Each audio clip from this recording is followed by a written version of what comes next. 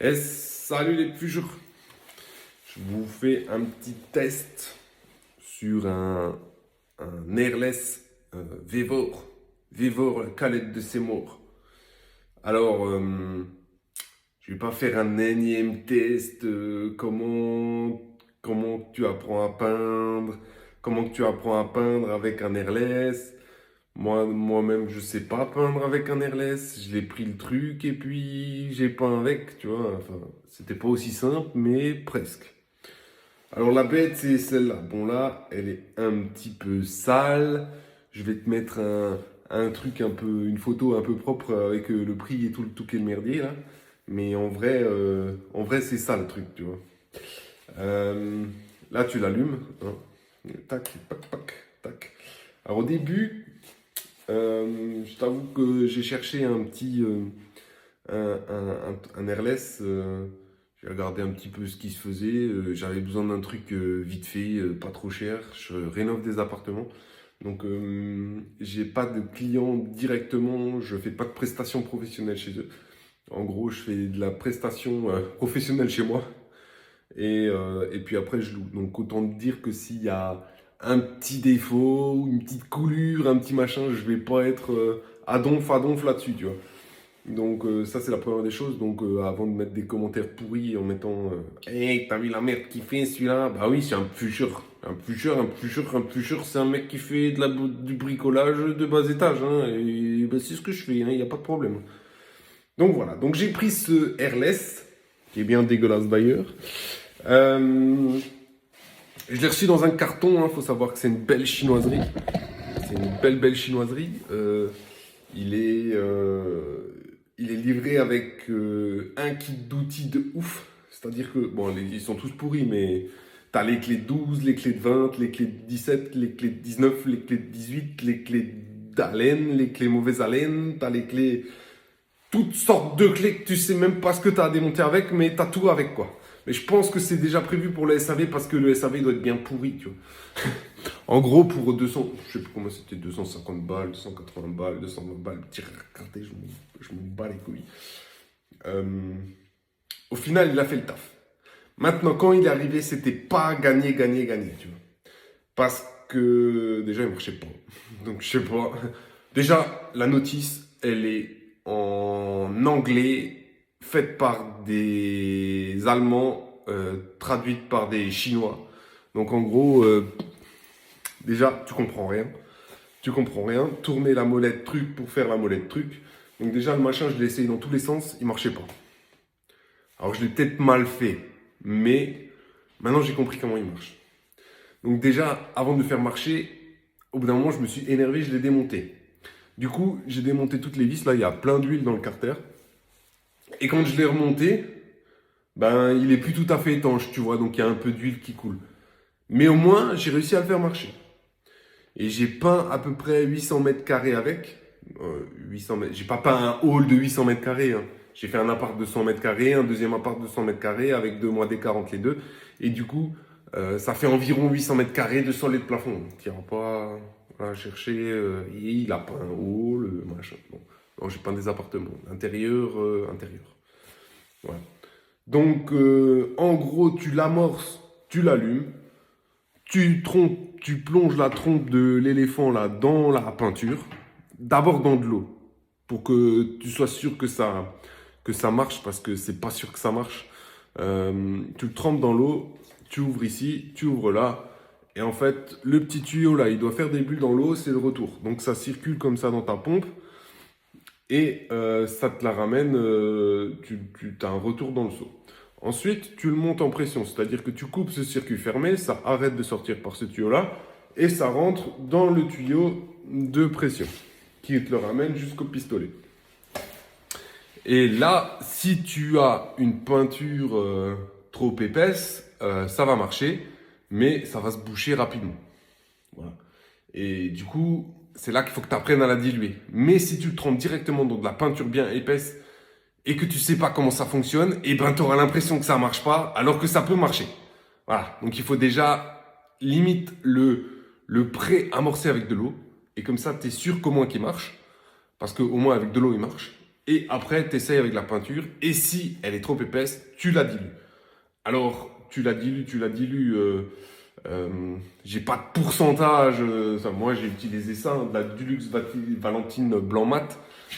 J'ai pas de recette miracle quant au pourcentage, mais tu apprends que si c'est trop dilué, si ça tient pas sur le mur, ben ça coule, ben c'est que c'est trop dilué. Et puis si ça passe pas dans le pistolet, c'est que c'est pas assez dilué. Donc en gros voilà.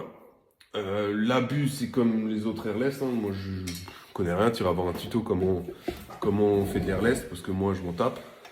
Donc là, tu as la buse. Quand elle est dans un sens, elle dégage ce qu'il y a derrière. Et quand elle est dans le sens que tu tournes là vers l'avant, et ben, elle est en mode propulsion. Voilà. Le nettoyage. Ouais, tu prends un seau d'eau, tu trempes la trompe dedans, là, tu fais...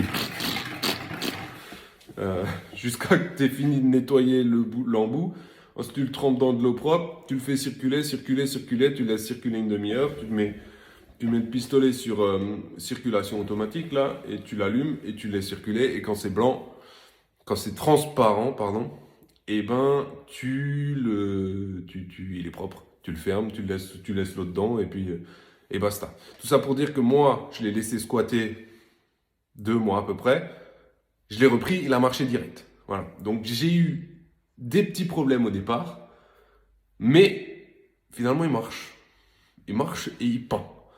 Alors j'ai pas trop de, comment dire, de comparaison parce que je suis pas un pro, donc j'ai pas acheté un Wagner, j'ai pas acheté un Graco pour comparer.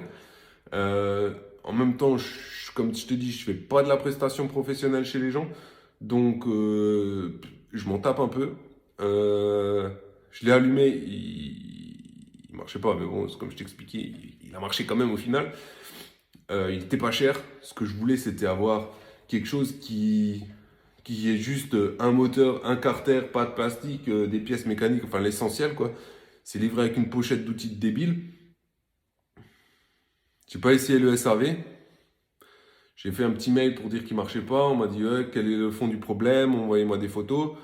Donc quand même, ils ont répondu. Après, moi, je paye tout par PayPal. Donc si ça marche pas, eh ben, je demande un remboursement. PayPal, ils tranchent vite direct. Voilà. Je leur renvoie leur merde et truc, voilà. Mais toujours est-il que, ben, pour le prix, en fait, si je le balance dans 2 ans, eh ben, je m'en tape. C'est ça la vérité. Parce que dans 2 ans, je sais pas ce que je ferai.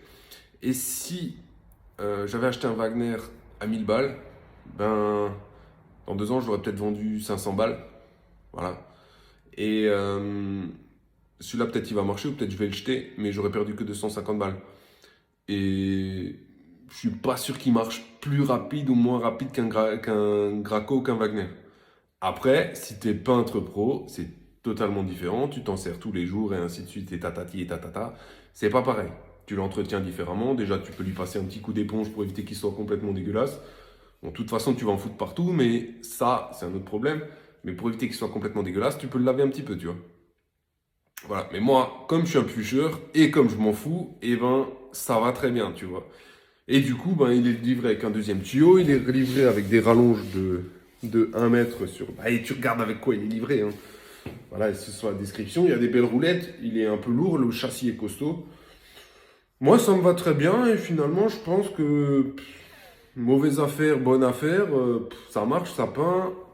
Si tu as un peu de dextérité avec, ben, ça marche bien. Après, je m'en servirai que pour le blanc. Parce que les petits murs de couleur de 3-4 mètres carrés, je vais t'avouer que m'amuser à le tremper, à le laver, à rincer l'intérieur pendant une demi-heure pour faire un mur de 5 minutes, ça m'intéresse pas. Mais par contre, si tu fais une couche d'impression, un après que tu fais avant, là, le fameux après que tu fais avant, là, que tout le monde ne comprend pas pourquoi on appelle ça un après alors que tu le fais avant, bref, pour en foutre partout, et ben ça marche super bien.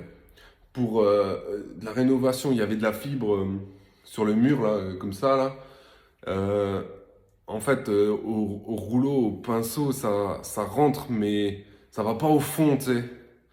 Donc, en fait, tu dois passer 10 fois et ça te casse les couilles, quoi. Donc pour ça, par contre, ça marche super bien, quoi. C'est tu mets et puis ça rentre partout, quoi. Ça rentre partout. Et il y a aussi, tu sais, quand tu peins un truc qui a déjà été peint, Et en fait, quand tu passes avec ton pinceau, ça enlève la couche que tu viens de mettre.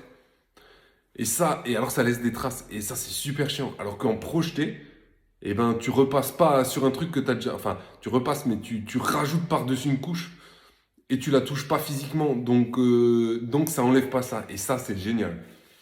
Après, comme tu le dilues, plus ou moins, ça couvre plus ou moins, suivant la qualité de peinture que tu prends. Mais en fait, la couche, elle est tellement vite faite qu'en vrai, tu peux en passer 4. Tu t'en fous parce que ça va vite. Alors que si tu dois passer 4 couches de rouleau, ben, avec un petit pinceau à réchampir dans les coins et tout, là, tu tartines.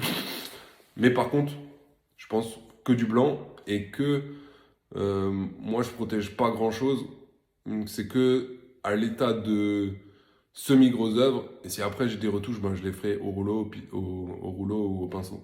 Mais quand c'est pas encore à l'état de grosse œuvre, mais seconde œuvre, mais bien avancé, avant d'avoir fait les sols, avant d'avoir fait les trucs, et ben je peins tout avec ça. Je mets une grosse couche de blanc partout. Euh, une grosse couche. Je m'entends à 3-4 couches pour pas que ça coule, parce que si t'en mets trop, une grosse, trop grosse, ben ça coule. Et voilà. Ouais, je te fais un petit essai, et puis je te montre, et puis franchement, c'est, c'est un outil de merde, mais qui marche. Enfin, c'est un outil de merde. Il est pas très beau, il est pas mal fini, mais tu vois que c'est une chinoiserie, quoi. Et pour le prix, moi je dis pour les gens comme moi qui font des apparts pour faire de la loc, pour faire du truc, faire du Airbnb, et ben ça va très bien. Et voilà. Donc sur ce, je te souhaite des bons travaux si tu as des travaux à faire et de bien investir parce qu'il faut investir. Et puis à la prochaine, salut!